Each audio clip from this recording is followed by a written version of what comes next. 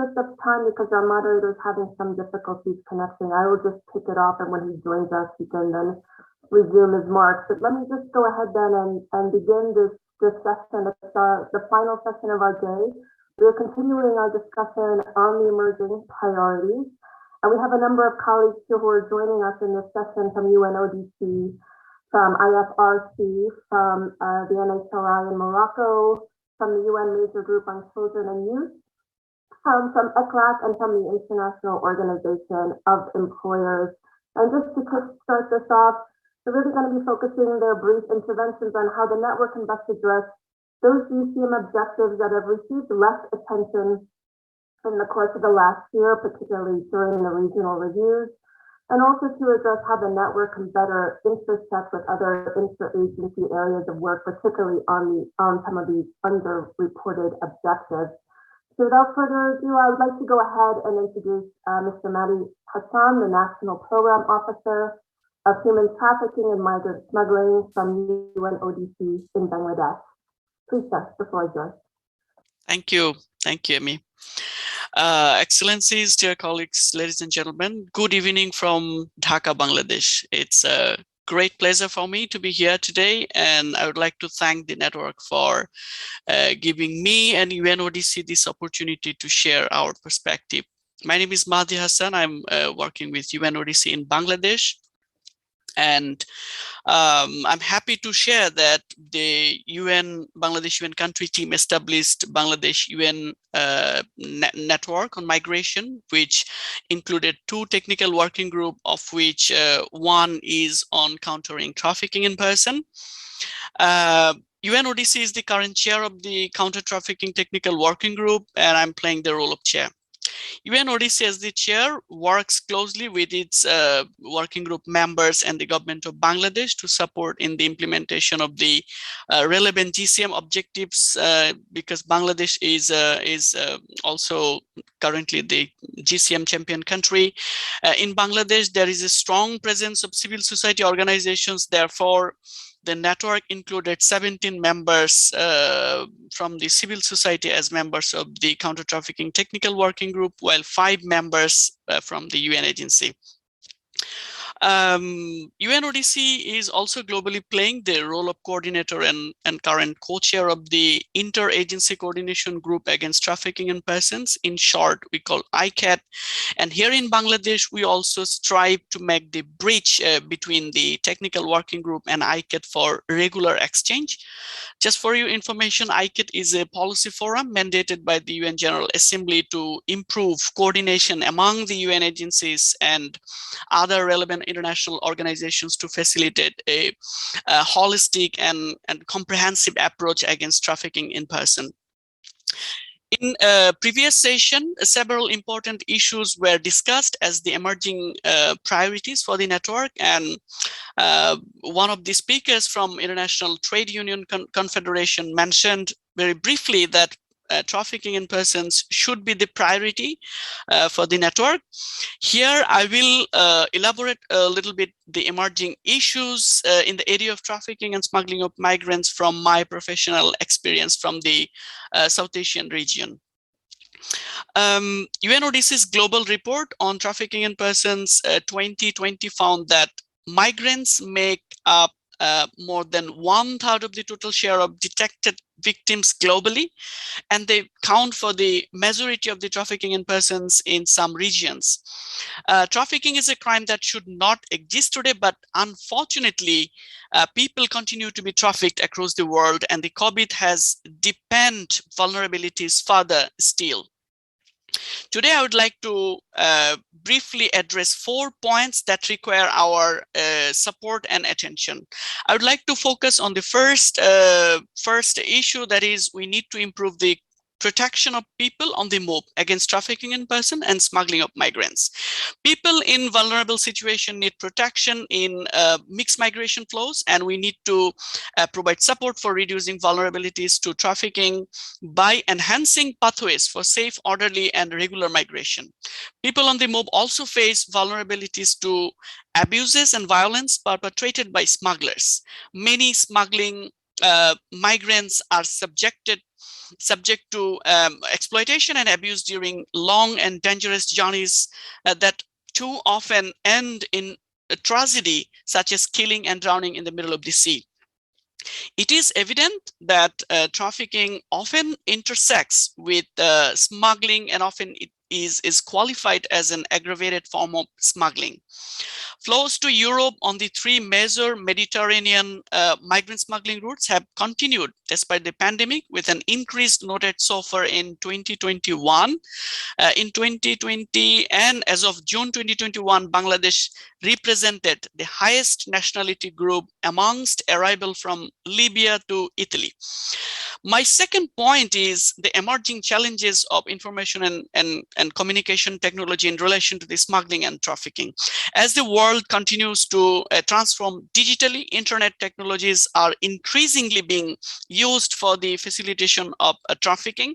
Many traffickers have adapted their modus operandi to the cyberspace by taking advantage of digital platforms to advertise, recruit, exploit victims, especially for sexual exploitation. UNODC is working with the private sector to respond the online trafficking through, for example, its project on public-private partnerships, trafficking, and technology is a topic that ICAT also has already prioritized and on which it has developed policy guidance. My third point I would like to highlight here that we need to increase cooperation among the sectors, among the relevant stakeholders at all levels. Action aimed at contrasting trafficking, smuggling through the implementation of the relevant GCM objectives 9, objective 10, and within the broader framework of the GCM and the smuggling protocol are key to ensure a true, safe, orderly, and regular migration.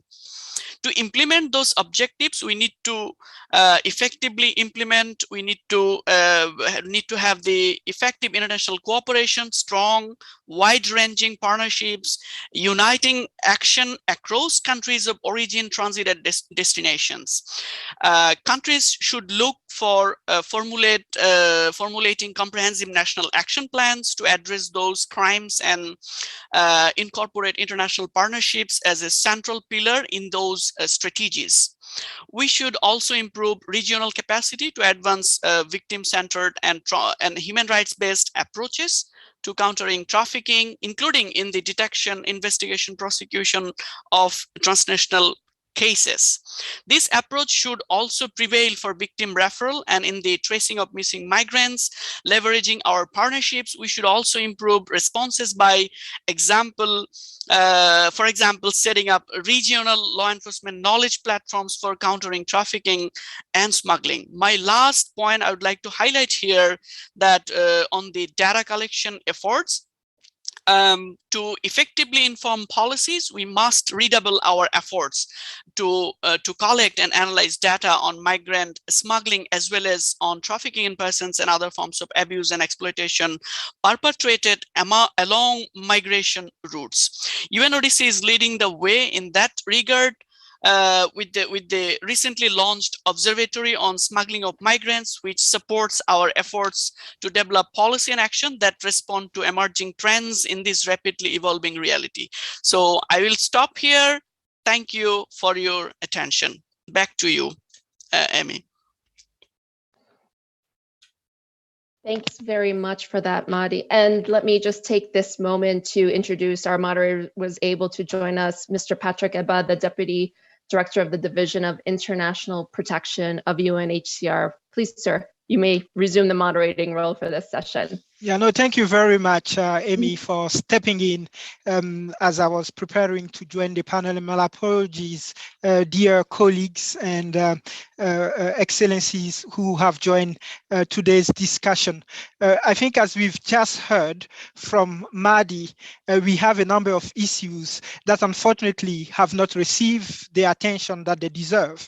And as Maddie reminded us, the issues around the need for strengthening collaboration on trafficking in person is at the key of those areas where we believe that we've given limited attention to in the implementation of the Global Compact on Migration. And the IMRF presents a key opportunity for us to address and assess and address these issues and areas where we've devoted limited attention, these areas of gaps, these areas of blind spots. And key among those areas are issues such as those in the Objective 4 on proof of legal identity, Objective 8 on missing migrants, as well as on Objective 13 related to the alternatives to detention. We believe that the effective implementation of the GCM, in addition to ensuring greater respect for migrant rights, can actually elevate the pressure that we currently see on asylum system and asylum space.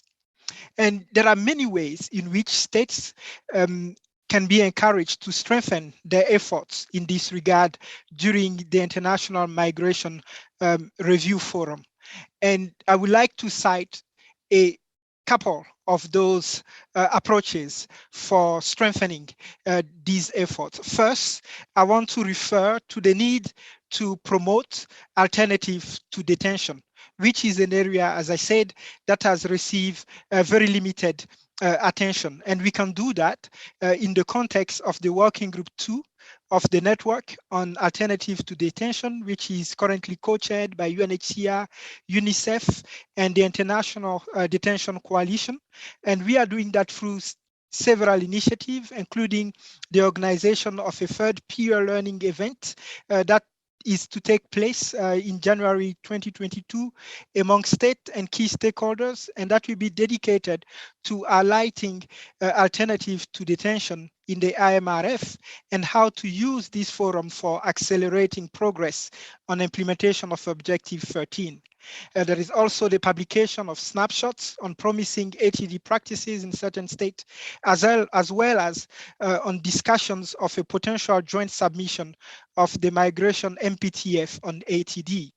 And as Maddie has also highlighted in his remarks, sharing experiences from Bangladesh, there is much more that we need to do on addressing the issues of smuggling and trafficking in person. And we can do that through the ICAT in terms of exchange of information, better coordination of our respective activities to really be able to further implement the objectives of the GCM, the Objective 10 of the GCM. And of course, to lead us in the conversation around those blind spots, these issues that have received limited attention in the implementation of the GCM.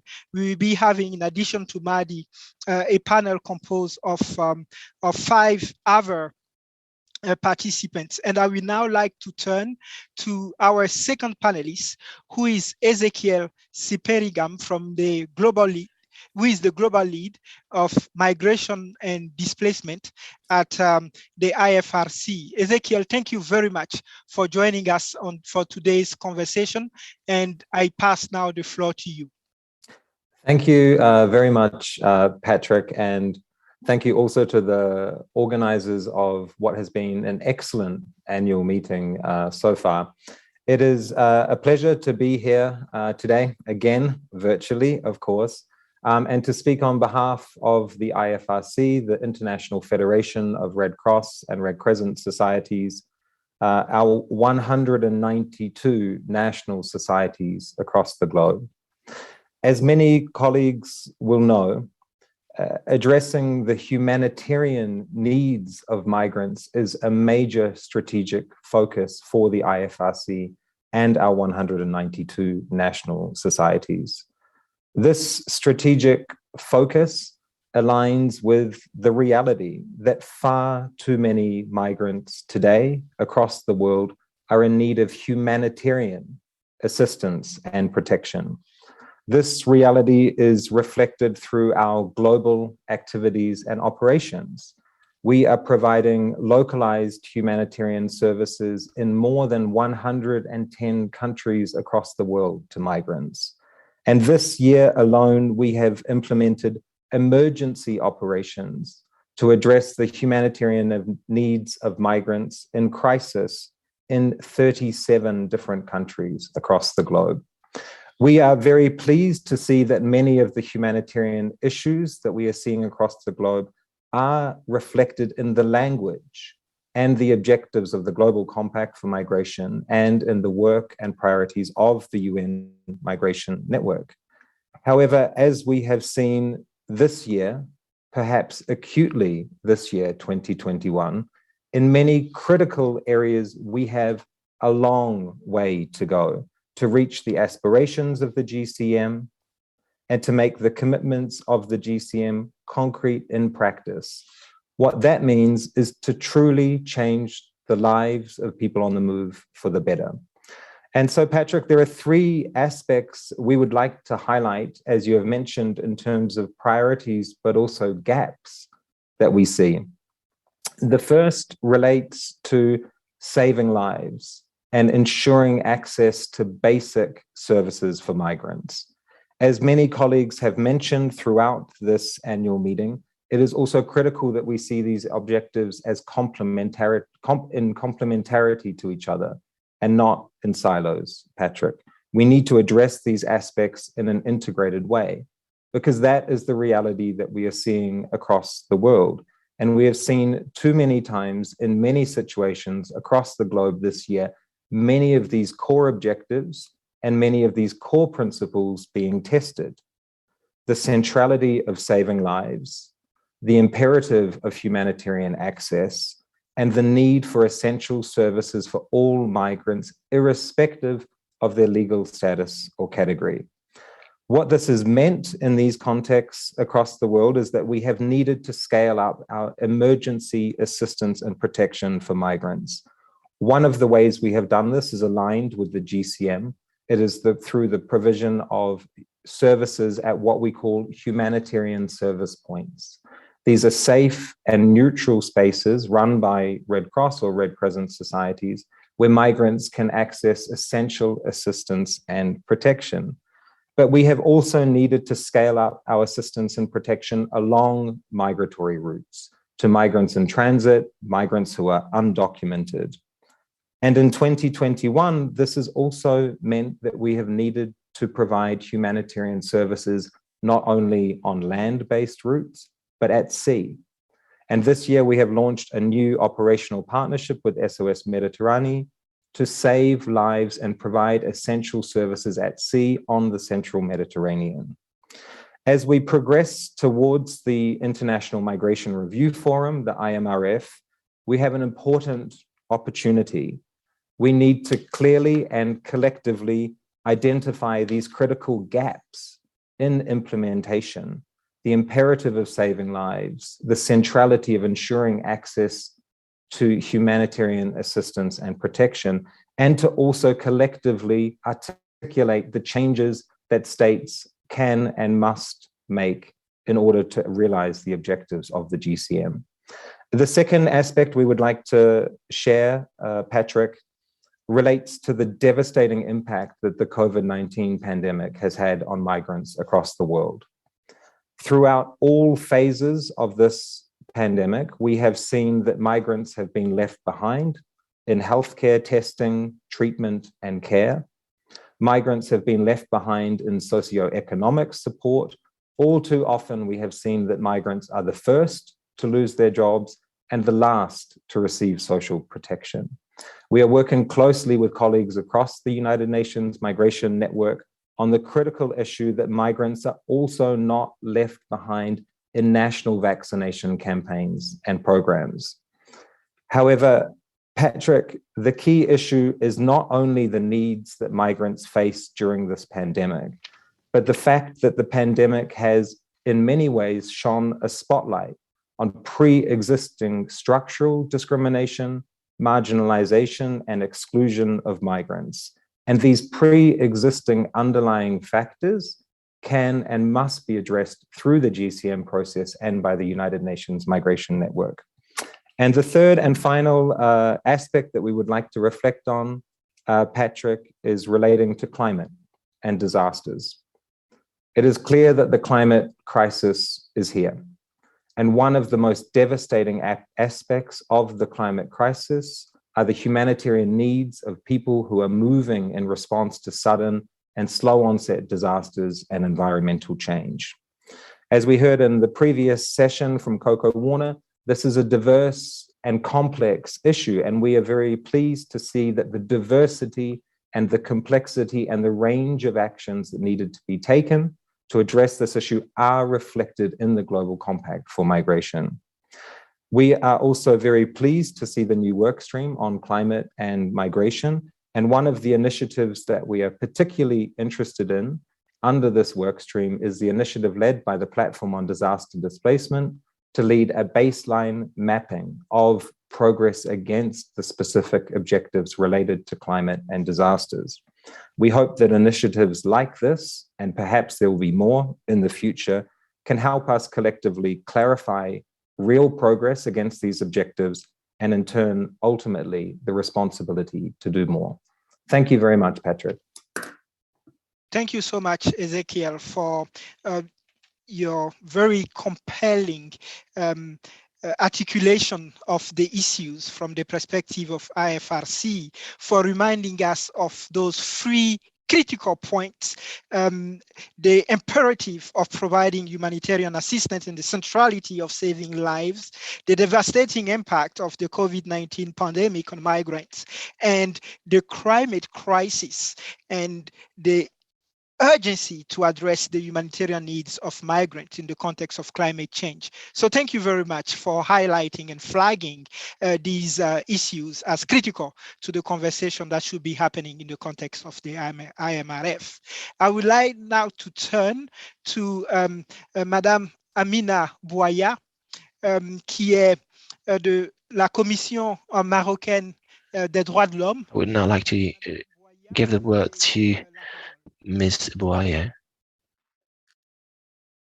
who's from Morocco. Ms. Bouaya, you have the floor. Thank you very much, Patrick.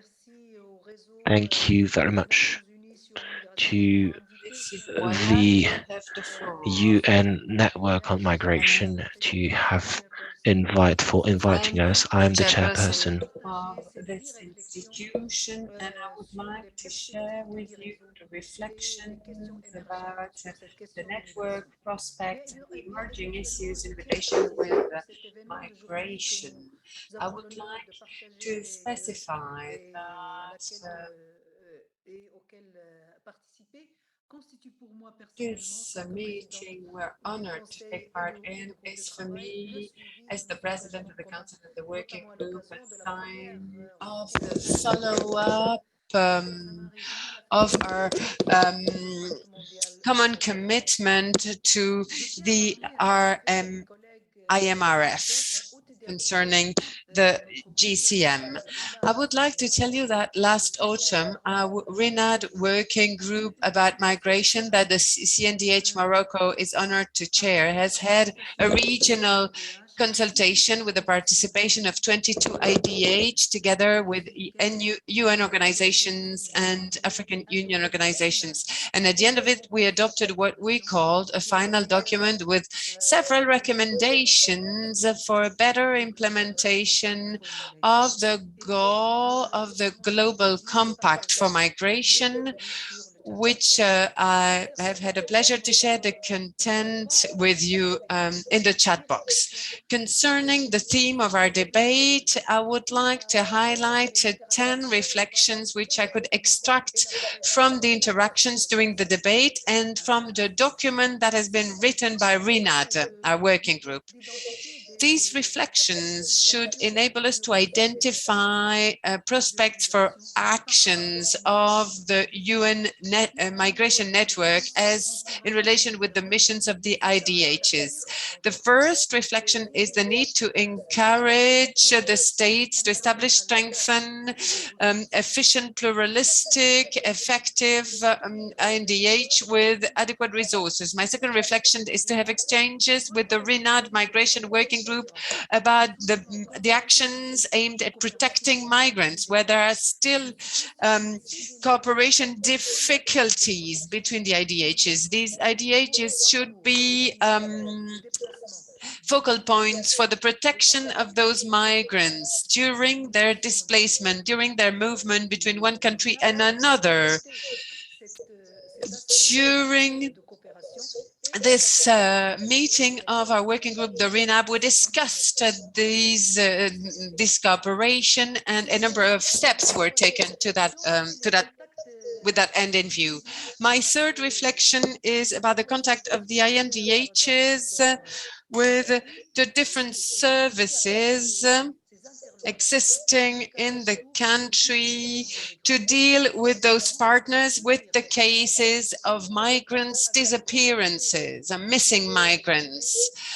And in order to make sure that we keep in touch with the communities in the country or with NGOs that work on the rights of the migrants. My fourth reflection is the need to support the realization of academic studies with the stakeholders to explore complementarity actions, like, for example, the implementation of the International Convention about the protection of all migrant workers and their families, protection of the rights of migrant workers and their families, and secondly, the Global Compact for Migration.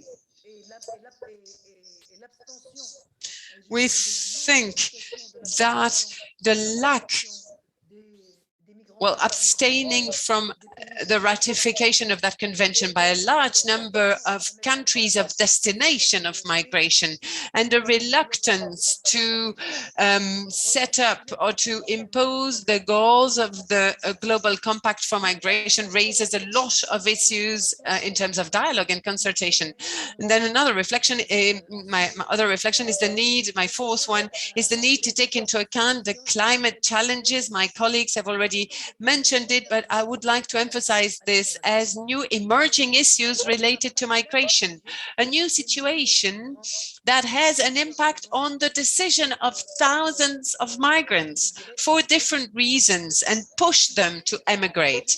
And at the same time, it turns them into a target of a criminal network. And our colleague Maddie Hassan has already raised a number of related issues.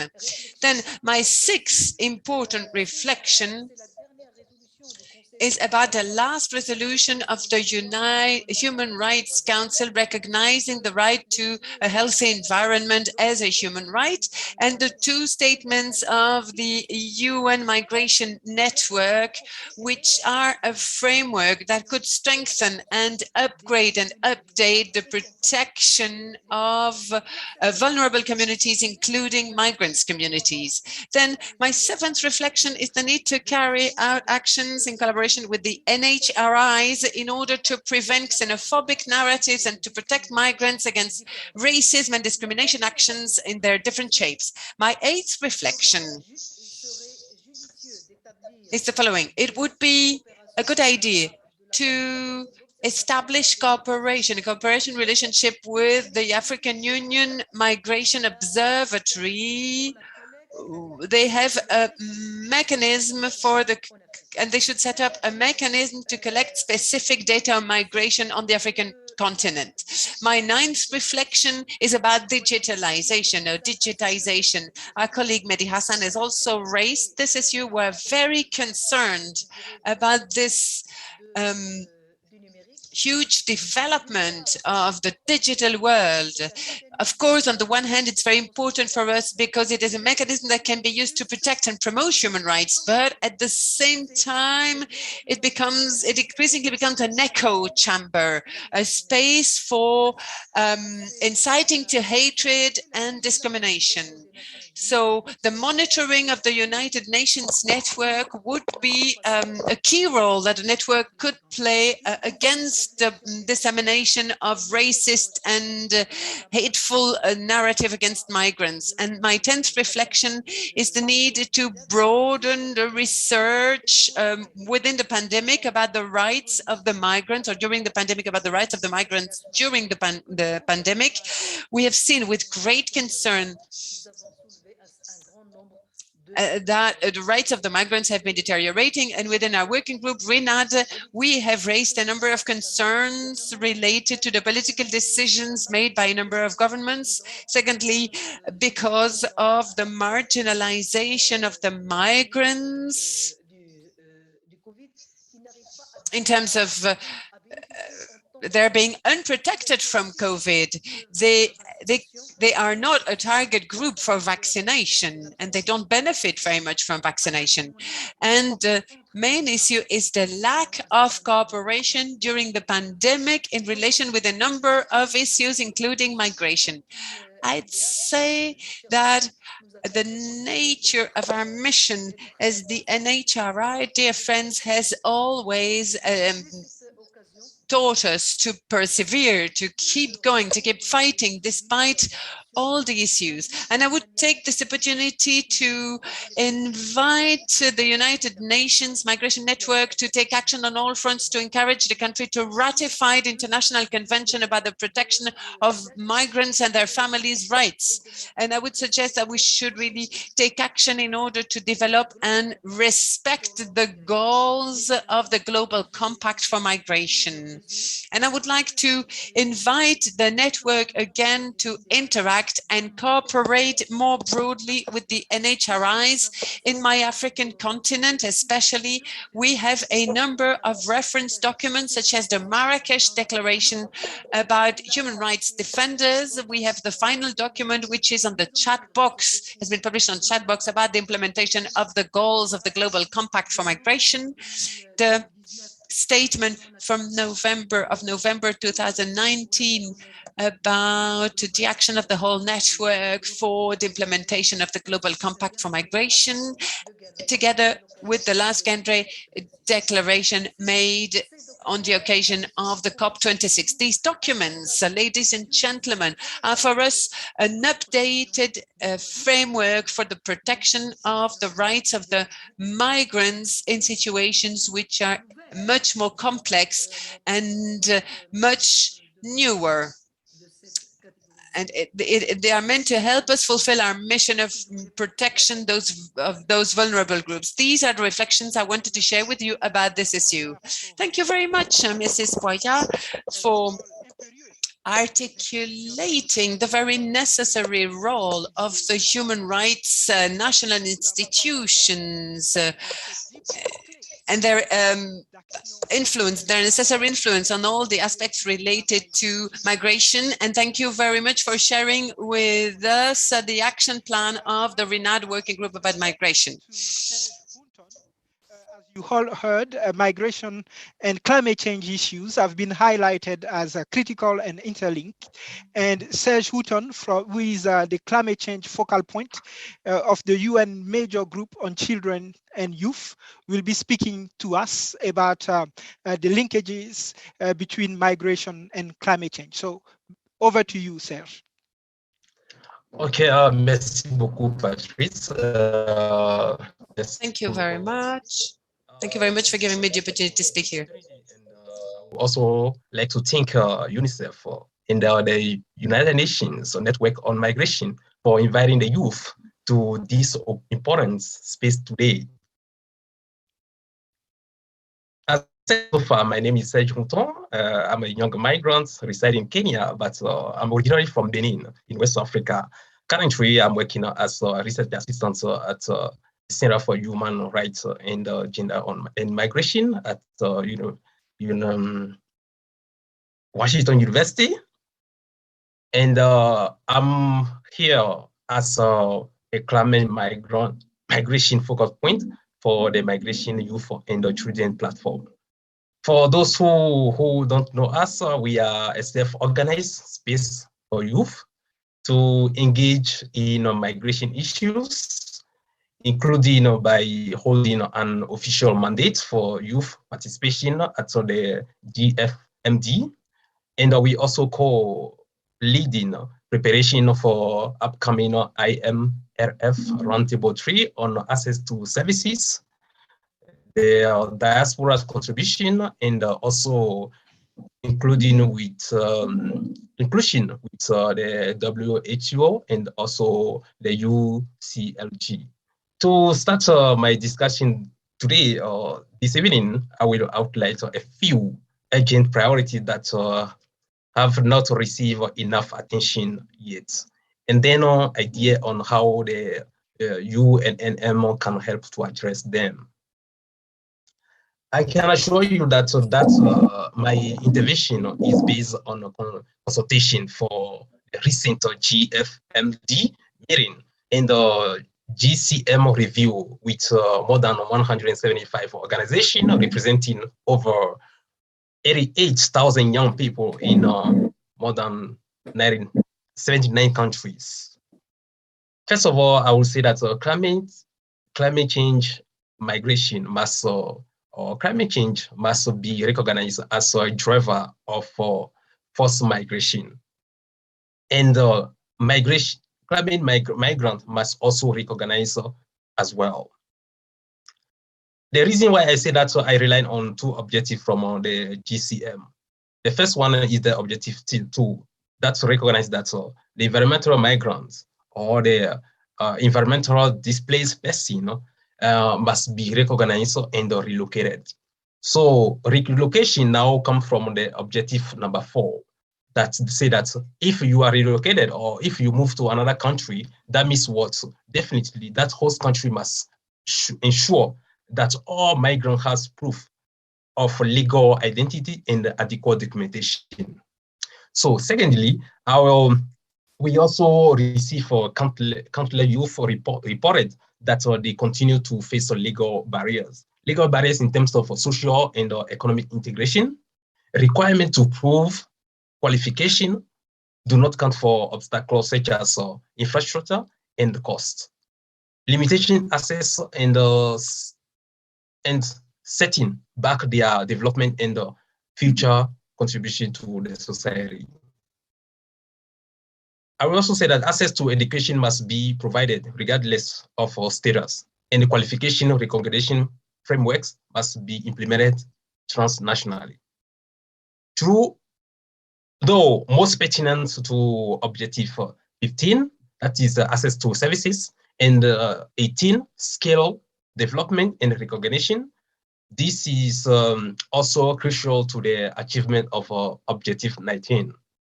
That is a condition for migrants to fully contribute to the development.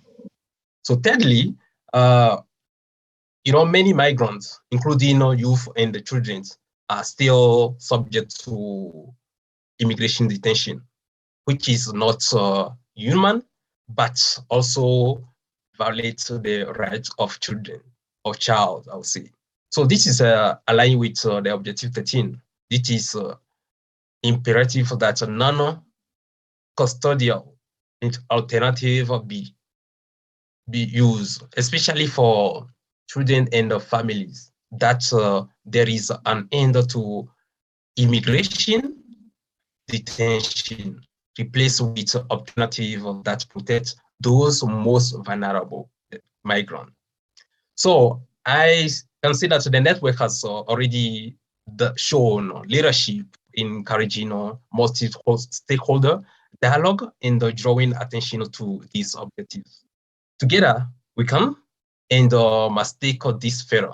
So first of all, I will say that the network should encourage open discussion and engagement by taking a page out of the GFMD books through engaging with all stakeholders in a formalized and self-organized way. So secondly, I will say that particularly the network must champion stakeholder voices that lead dialogue against these less addressed objectives, and ensure that a diverse range of these voices are located to co-design, formalize speakers and rapporteur spaces. It is timely to discuss this now as we prepare for the IMRF. Further, the network should allocate specific assessing that cover these issues, either through direct programming as well as providing leadership space for stakeholders who will champion these priorities. If what I mean by priorities, the objective.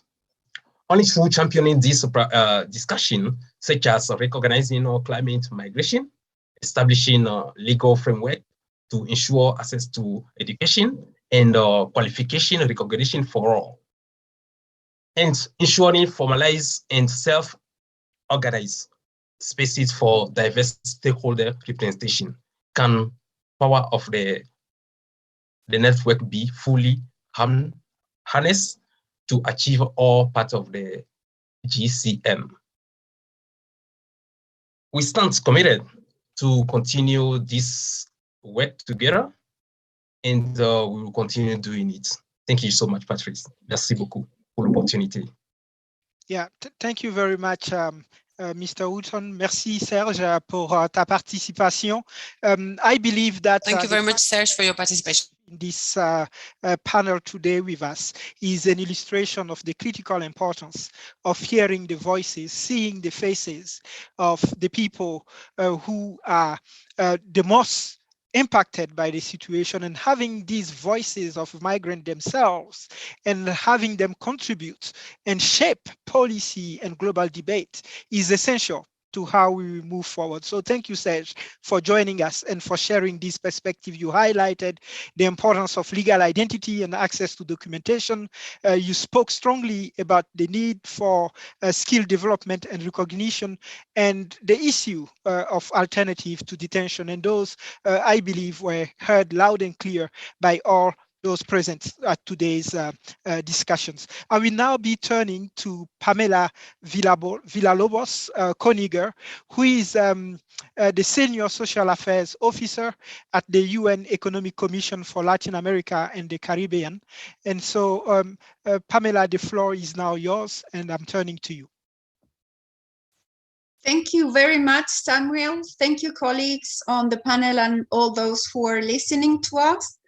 I think because there are already many speakers before me, I'm not sure if I'm going to be very innovative, but I will try to make 4 points that I picked up from the main issues and lessons learned or highlighted during the regional review in Latin America and the Caribbean. I think those would be relevant for other regions and are different ways or venues on how to address and resolve the objectives that have received less attention or where we have less information. The first point, and it's quite an obvious one, but we have been talking about this, is migrant must be linked to the post-COVID-19 reconstruction process as an opportunity in the construction of a new migration governance. And in this global context and regional context as well, is that I am presenting these 4 points. The first point, is partners in this new governance. The regional review opened channels of communication between different actors within the Migration Compact, particularly between United Nations and civil society, and we are committed to maintain and strengthen those channels, and we think this is a key point. To build governance of a new governance of migration, then work should continue with civil society and other relevant actors, workers and employers organizations that are also coming up in this panel, parliamentarians, academia, national human rights institutions, the media, and other actors.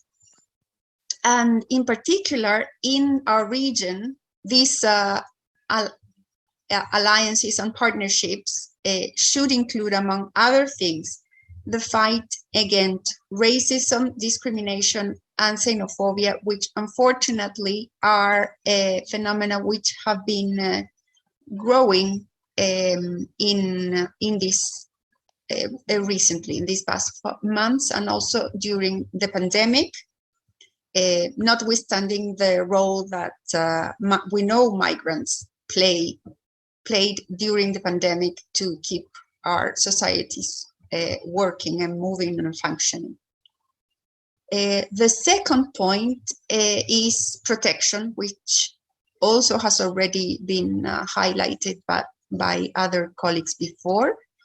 I would just like to maybe add that this it's the convergence of risk factors in persons of group of migrants that requires differentiated protection and assistance.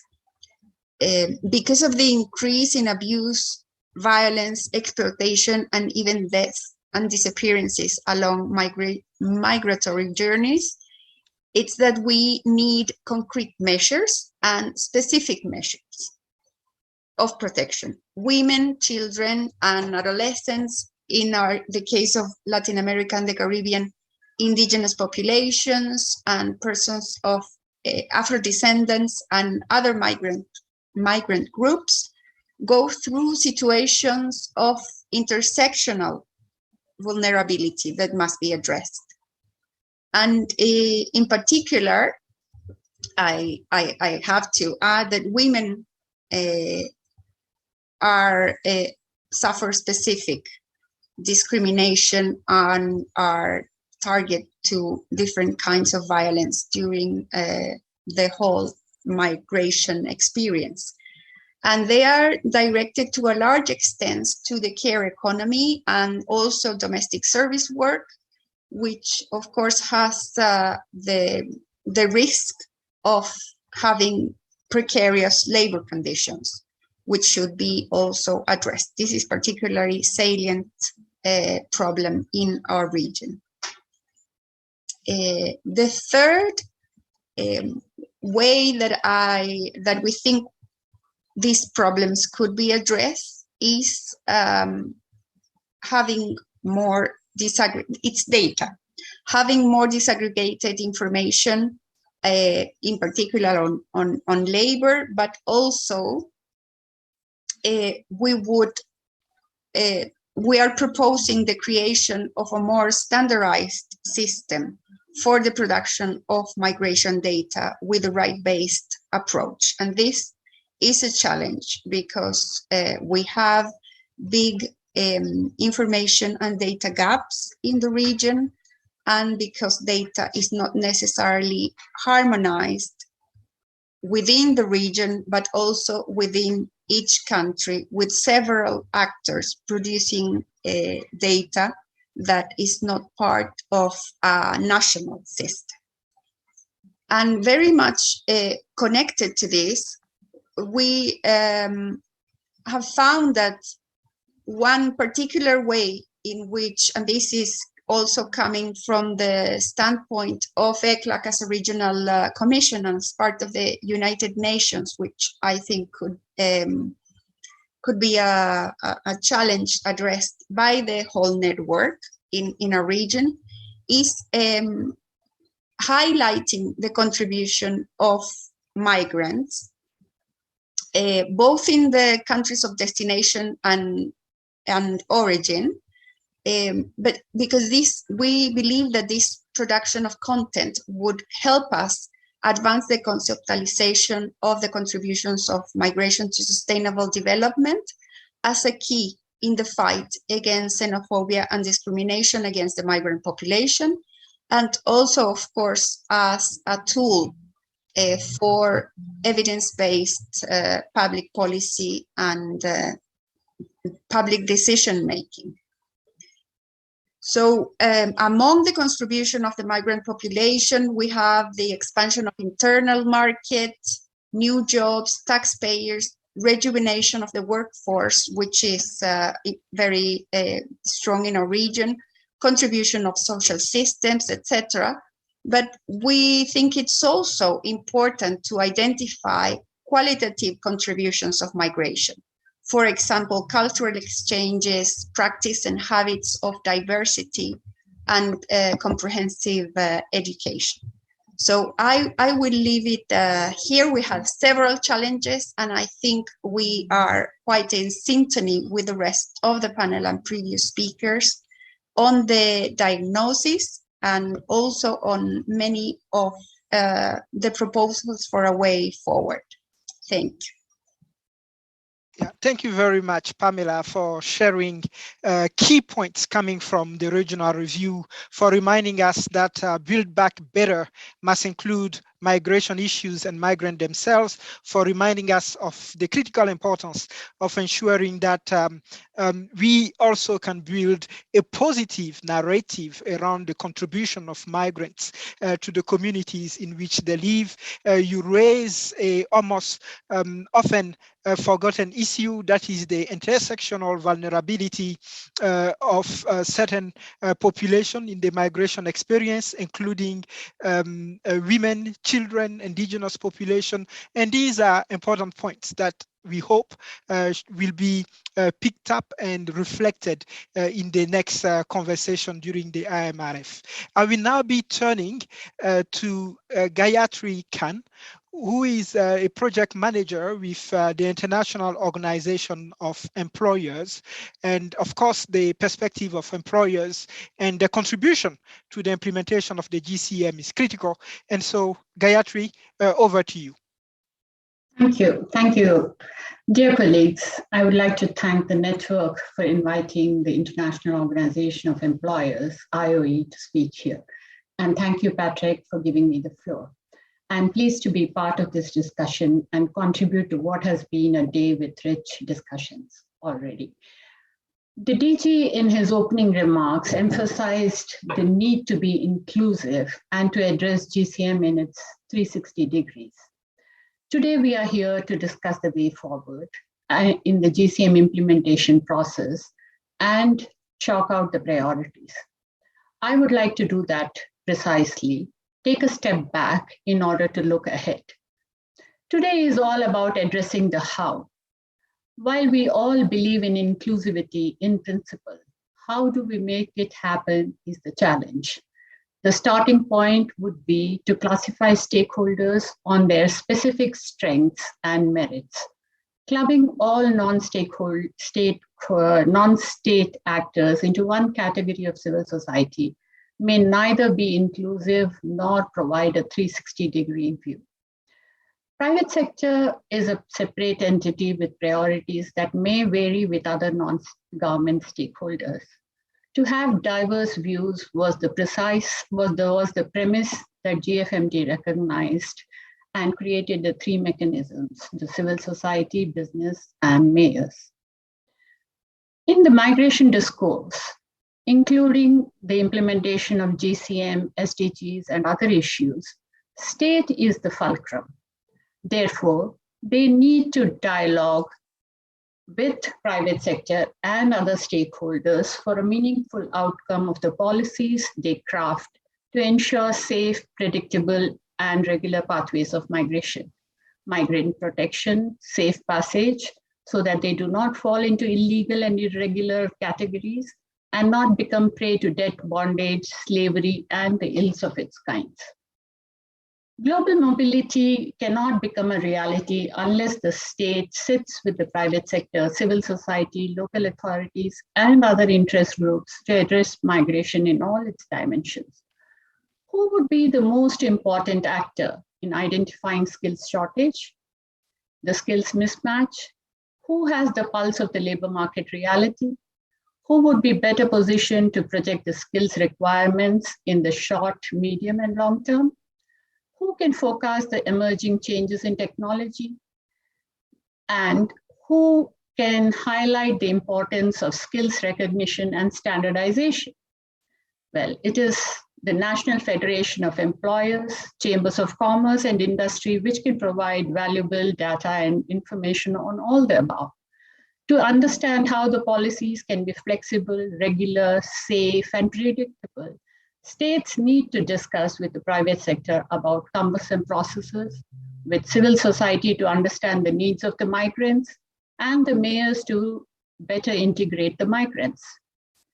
DG highlighted how COVID-related border closures have exacerbated the skills mobility. Needless to say, such phenomena risks propelling irregular migration, which is already on the rise due to geopolitical, geoeconomic, and climate-related events. As the largest employment provider and job creator, the private sector is looking at national migration policies that are aligned with the GCM objectives and adapted to ensure that migration happens only and only through regular, safe, and predictable pathways, that global skills mobility addresses skills gaps through skills development. To that extent, states should ensure that national priorities facilitate global solutions. We have all been talking about the skills gaps, skills requirements, and how to address it. It's become a very, very major burning issue. In this context, it is worth quoting what the Prime Minister of Barbados, Miam Motley, said at the COP26. I quote, "The pandemic has taught us that national solutions to global problems do not work." In order to understand the national dimension and of migration policies, IOE has created national migration focal points in Asia, Middle East, and Africa. They are drawn from amongst the national employers organizations, federations of industries, and chambers of commerce. Discussions with them revealed that not many know about the GCM, its relevance and importance at national level, primarily because there isn't much policy discussion with their governments on migration or on how to address skills needs and gaps. IOE therefore collaborated with ILO to prepare a manual for employers' organizations on labor migration governance in Africa to build the capacity of our members, that is the employers, on how to forge a dialogue with the national governments for a national migration policy which is aligned with the national education policy, the employment policy, skills development programs, and reflects on the labor market reality. All these have to go together to be able to address effective migration policy. IOE, through its national federations, would like to partner with the network and other stakeholders on GCM implementation at national level, regional, and global levels. In this context, it's important to recognize that international advocacy on policy changes would be a worthless exercise and a mere lip service if meaningful partnerships are not forged. My final observation is that we relook paragraphs 3 and 4 of the GCM preamble, which states that after intense discussions, it was decided and committed to have 2 separate compacts, the Compact for Refugees and the Global Compact for Safe, Orderly, and Regular Migration in 2 separate processes. There was a valid reason to do this, which is that migrants and refugees are distinct groups governed by separate legal frameworks. We think it would be prudent to keep the 2 compacts separate and not create confusion by sending mixed messages. The man on the street does not understand the nuanced differences between migrant and a refugee. Clubbing them together risks backlash towards labor migration in general and misperceptions on the contributions from the migrants in particular. Political parties may benefit from such discourse for nationalist policies. Further, we risk in the toxic narrative and public perception.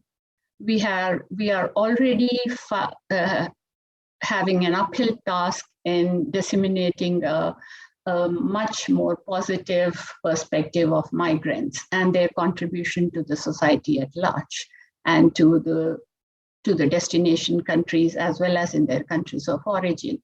This would take a setbacks if we were to create a mixed messaging. We are here to discuss today how best to engage in finding solutions to the global migration issues, implementation of the GCM. Let us not digress from our given task of focusing just on the GCM. To conclude, the UN Secretary General had remarked, making, within quotes, making migration work for all. To this, let us add another phrase, making migration work with all, include all stakeholders to have a very effective GCM implementation and to address all labor migration issues. With that, I would like to close. Thank you. Thank you, Patrick. Yeah, thank you very much, Gayatri, for your remarks, for reminding us that the two compacts are separate, discuss separate populations and groups, and that we should be careful about narrative and conflation that will be problematic. And that's certainly a view that we all hold here. And it is a view that for Unhcr also is very important, even as a member of the UN Migration Network Executive Committee. You also highlighted the importance of recognizing the critical role of business and employers in the implementation of the GCM, and that's something that came out very clearly and in a very compelling way. The importance of sensitization at national level and ownership of the role of national employers organization at local level, we feel is really critical to the next steps.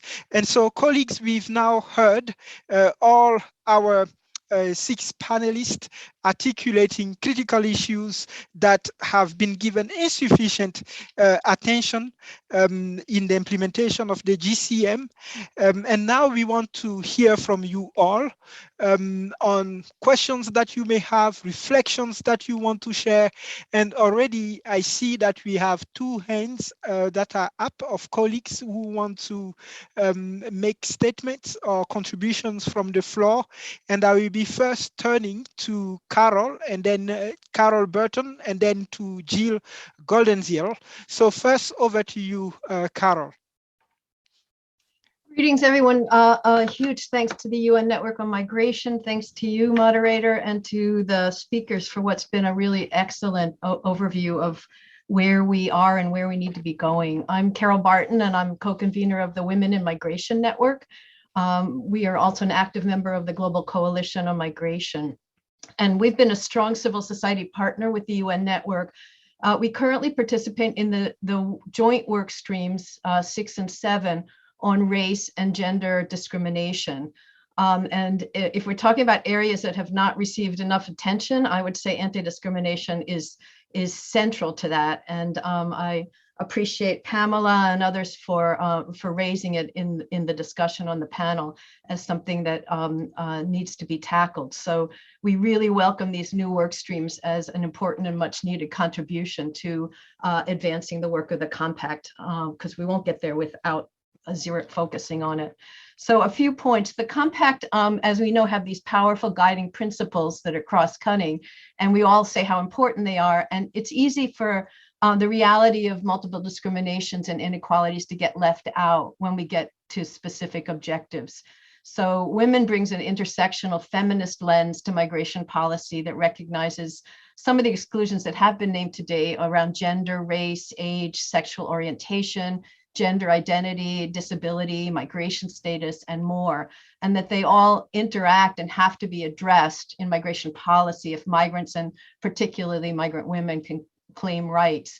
And we really particularly want to underscore as a organization focused on women, that race is central to migration hierarchies and to abuse and exclusion and exploitation of migrants. We heard that this year in dialogues we conducted with domestic worker organizations, talking about different pay scales for domestic workers according to countries of origin and their race. And so it directly affects migrant women in many ways, and yet it's ignored in a lot of our discourse around migration. So this needs to be central in the policy making. And again, it's a task that the network work streams are beginning to address, which we salute. But needs to also be raised in the regional processes and by governments and civil society. And then another observation we've had since the compact was adopted is that there have been some great programs that are specifically addressing the needs of project-driven, addressing the needs of migrant women in different areas. And yet, gender responsive and intersectional approach to migration policy can't be limited to project-specific efforts. It's a very welcome, but rather a narrow view of what's needed. And I think all of the major issues that we've discussed today need to be imbued with this gender responsive lens. So we discussed development inequalities that existed before the pandemic, multiple forms of discrimination, the climate crisis, economic crisis, the intensification of harmful migration policies, and more. And every one of those have intersectional gender implications for migrant women. So we need to think big when we're thinking about the way we apply the principles of the compact to the issues that we've been naming. And I just want to address some of the emerging priorities and gaps that is the point of discussion here. We certainly see the Global Compact as a living and evolving document that we all need to breathe life into, and look forward to the IMRF as a space to do that. And we would echo many of the priorities raised today. Certainly we're taking climate-related displacement as a major priority for us, understood from an intersectional gender perspective that centers the concerns of migrants, of women who may migrate, women still in destination in countries of origin, and those who choose to migrate as an adaptation strategy. And government responses need to include long-term status for with decent work for women and all migrants who are displaced due to climate-related events, not simply temporary patchwork responses. Another major priority for us is labor migration policy, but understood in as an integral part of regular pathways and regularization programs that offer pathways to residency and citizenship and enable families to be together and migrants to exercise their labor and human rights. The kind of short-term patchwork things that we've seen around COVID were very welcome, very needed, but ultimately, as we heard from one speaker, don't offer long-term solutions. And the role that migrant women play in care work needs to be valued through formal recognition in labor law of the care work that they do. We echo the comment made that, there was much honoring of essential workers, many of them migrant women workers, that is not being recognized in actual changes to their status or the conditions of their work. Yeah. And finally, much has been said and needs to be said about the context of how migrants have been impacted by the pandemic. And we endorse ITUC's call for a new social contract that extends decent work and social protection and a robust public service infrastructure for all. That's the only way economies can be resilient in response to climate change and pandemics and more that we know will come at a more rapid pace in the future. We also think that debt relief and restrictive trade policies have to be part of this agenda if the global South governments are able to have the policy space required to implement such a social contract. And this has everything to do with migration. Thank you, Carol. I will ask you to kindly conclude I'll so wrap we can up right give now. a chance Just to to other say that colleagues. the drivers Thank you, of migration in lack of services would be addressed by the contract, but also what we've been discussing around xenophobia, that it's only when nationals in destination countries experience full access to services and decent work that they will be less threatened in terms of their own economic security, and that we can get past xenophobia. So thank you very much. And we look forward to working with you all in the IMRF process. Thank you, Carol, for these critical views. I will now be turning to Jill Goldenziel, who will be speaking to us now. Over to you, Jill. And kindly, colleagues, keep your remarks as much as possible short so we can give a chance to everyone to share the critical points. Over to you, Jill. Thank you. Thank you. My name is Dr. Jill Goldenziel, and I'm here as a representative of the Academic Council on the UN system. It's important to note that I am speaking in my personal capacity. My views are my own. I could not possibly speak for all of the world's academics. That being said, I do want to propose that academics can be a partial solution to addressing the objectives of the Global Compact for Migration that have received less attention. Academics have a great advantage of existing everywhere, of collaborating across borders, of working everywhere in the world, and being able to work both independently, have academic freedom in many cases, and to also work in partnership and coordination with both governments, civil society organizations, and other stakeholders.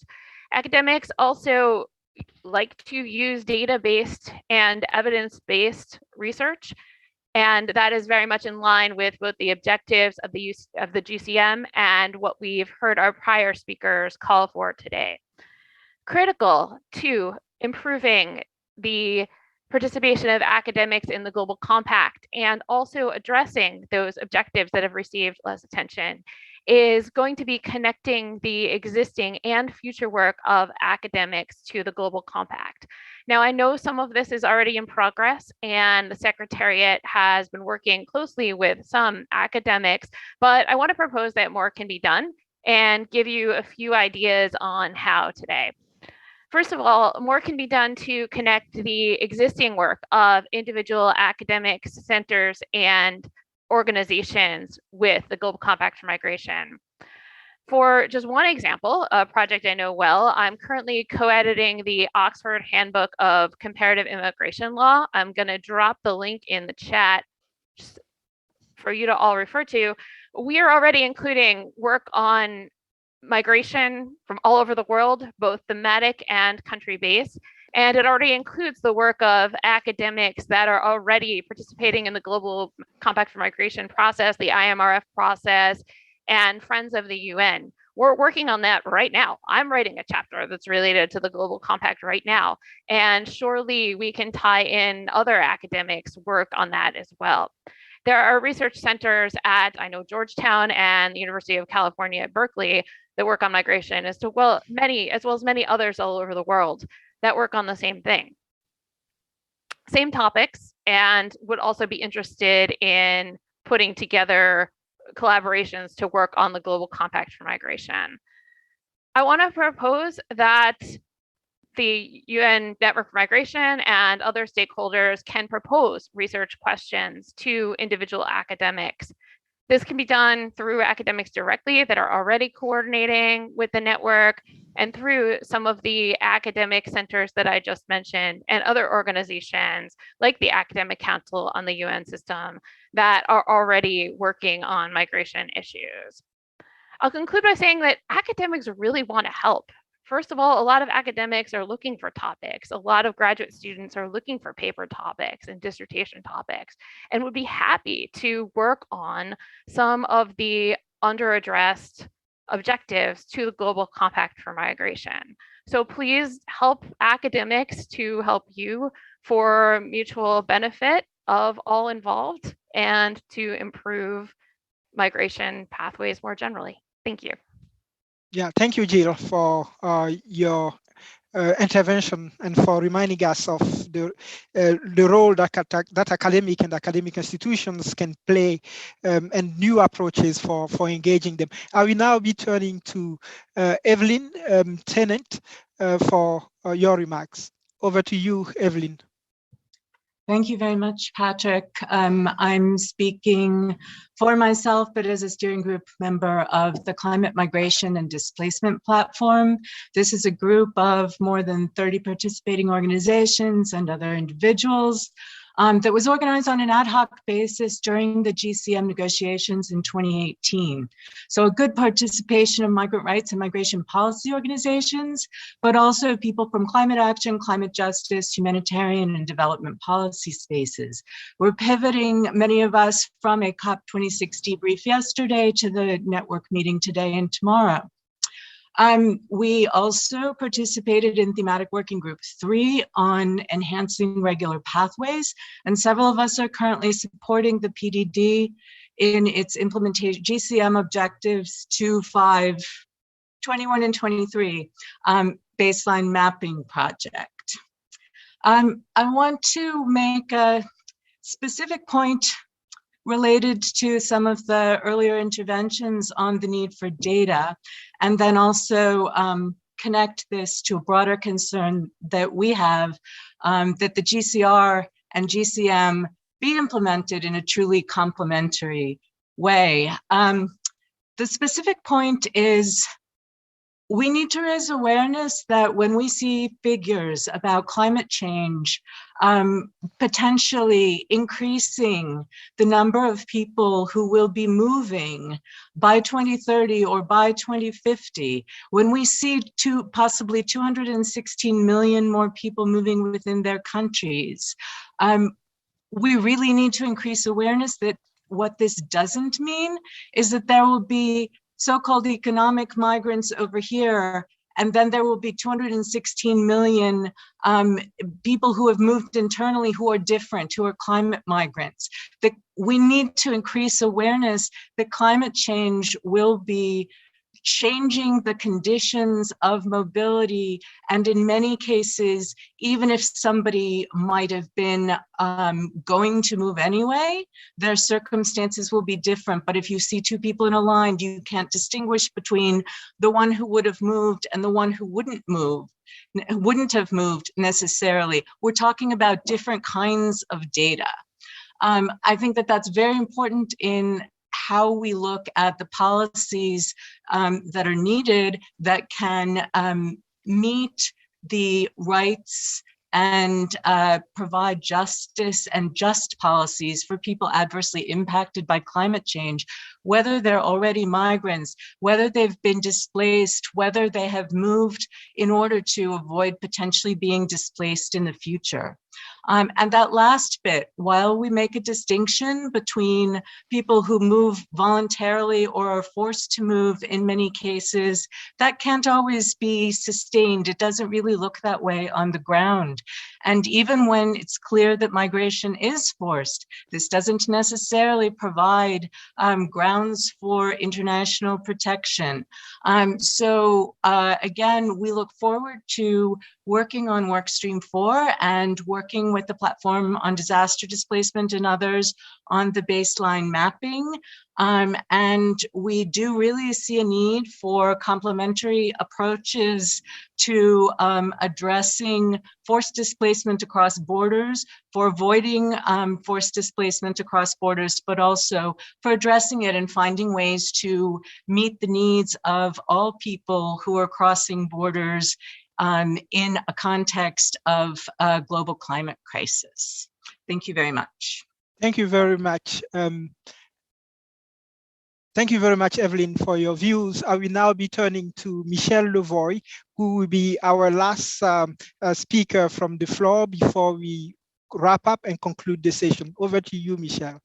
Thanks, Samuel. I'll try to keep it brief. I wanted to make 2 points, but also to say that PICUM is a member of the Women in Migration Network, so we very much welcome and commend Carol Barton's intervention earlier. And also really wanted to highlight the points that she was making on race and xenophobia as really being inherent to these discussions, and we can't overlook them. The 2 points that I wanted to make in terms of kind of emerging issues, the first one is the Smuggling Protocol. And I wanted to mention this because we've heard a little bit about smuggling on the panel today. Unfortunately, the way this protocol has been transposed into European Union legislation leaves a lot of room for EU member states to penalize people who provide humanitarian assistance to migrants in the name of anti-smuggling. So this has been a reality for the past 20 years because the EU has had legislation since 2002 called the Facilitation Directive, which allows member states basically to penalize undocumented migrants and those who provide them assistance. But what we've seen in the past 5 years, especially, is a proliferation of cases. And these are absurd sentencing that are captured in the media, but sometimes people are sentenced for more than 100 years. When they are migrants, when they were asked to steer a boat, when they are people who are rescuing people from the water, when they're people providing shelter, et cetera. So I say this is emerging because we need to look at the nuances of the anti-smuggling laws and policies and see really what is the impact on the ground. This region of Europe is seeing this very acutely now. There's really a lot of high-profile cases, and migrants actually do have usually the harshest sentences. So we need to look at it, but as a global reality. And the second point is maybe more of a more promising nature, is that we also see more countries, at least in the European region, looking at regularization programs. Ireland launched its regularization program last week. Portugal had one last year, so did Italy. But countries all over the world actually are doing these, not necessarily covertly, but not necessarily very overtly either. And I thought it was very interesting what Jill, the previous speaker, was talking about the Oxford reference. And I was also looking through the index after you shared that, Jill. I don't necessarily see there now a focus on regularization, but I do think that this is an area where we need more research, and we definitely need more attention by governments to speak objectively about it. And that perhaps could be informed by research. The Global Coalition on Migration is looking at regularization and regular pathways in a report that we'll be doing next year. And we were just meeting this week wondering, where is the research on a global level? Are any of the UN agencies collecting it on recent regularizations? We have kind of patchwork research in different regions or on the country level, but do we have a global picture of this?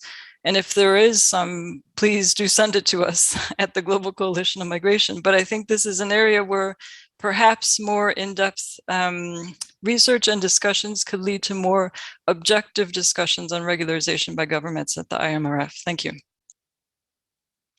Yeah, thank you very much, Michelle, for these critical points that you made, including calling for more nuanced approach to the implementation of policies and laws relating to smuggling and trafficking, and highlighting some of the damaging consequences of the inappropriate interpretation and application of some of these legal frameworks.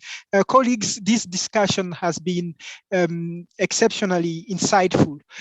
We've heard our panelists, but also those who spoke from the floor, articulate what are the issues that unfortunately have received limited attention in the implementation of the GCM, but also we've heard them highlight some of the key considerations about the how can we ensure that those issues get the attention they deserve.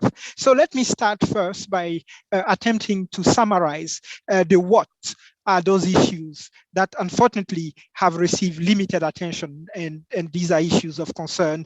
We've heard Maddie speak about the importance of addressing trafficking and smuggling as a key area that deserves renewed attention. We've heard Ezekiel speak to us about the urgent need to address the humanitarian crisis for migrants, the centrality of saving lives, and the imperative of humanitarian assistance. We've heard Amina speak to us about the importance of ensuring that human rights issues are not forgotten in the way we implement the GCM. We've also heard Serge speak about the importance of the voices and the faces of migrants themselves in the forums, but also in shaping migration-related policies. We also heard the importance of addressing barriers such as legal identity, access to documentation, skills recognition as key issues that unfortunately are not receiving the attention they deserve. We've heard Pamela and also Carol speak about the intersectionality of vulnerabilities, especially for women, for children, but also we've heard the importance of addressing issues of race together with issues of gender discrimination. We've heard about the urgency of the climate crisis, but also the COVID-19 crisis and how these are issues that require a stronger attention. But then beyond the what are those issues that needs to have more attention, we've also heard about what we need to do and how we need to do it. And Gayatri reminded us of the critical role of employers, the critical role of private sector and business in helping us look at solutions that can be important in addressing the challenges that we are faced with, and the importance of also ensuring that national actors are sensitized, understand what might be their role. We've heard important points made about the role of academics and academic institutions and how they can be part of the solution. We've heard about some of the emerging practices about regularization programs and others that can help us move forward. So really, I want to thank you all for your participation, for your contribution to today's dialogue, but also for pointing to directions in terms of what is possible and what are those areas where we all need to mobilize as we prepare for the very important IMRF dialogue that will be taking place in the next 5 months. So again, thank you very much to the network for bringing us together. Thank you to all of you who joined us for today's conversation. And of course, we'll be joining you again tomorrow for the next part of this dialogue. So thanks again, and back to you, I think, at the Secretariat for closing this session. Yes. Thank you very much for that, Patrick, for wrapping up that last session. Just very quickly in closing, I just wanted to take a moment to first thank the network's executive committee and the network secretariat in forming and shaping the agenda for today and tomorrow as we wrap up our first day of the annual meeting. Also to thank the number of moderators and discussion starters who are participating both today and tomorrow for making yourselves available, and for all of you participants who have been joining in across various time zones and across a number of other competing demands. Thank you for joining us and enriching our discussions today. I hope that you'll all be able to join us tomorrow, as on our second day of the annual meeting, we'll be opening this up to member states. And we'll begin promptly at 11 a.m. Geneva time tomorrow with the Migration Multi-Partner Trust Funds Consultative Forum, to be followed by a final session looking forward to the IMRF at 3 p.m. tomorrow. For those of you who do not have a link yet, we did send out a link for tomorrow's session to all who registered, but we are putting here in the chat box our network secretariat email address. If you have not received that link, please do email us and we'll be sure to send that link out to you tomorrow. So thanks very much again to all. Good afternoon, good evening, and we'll see you tomorrow. Bye-bye.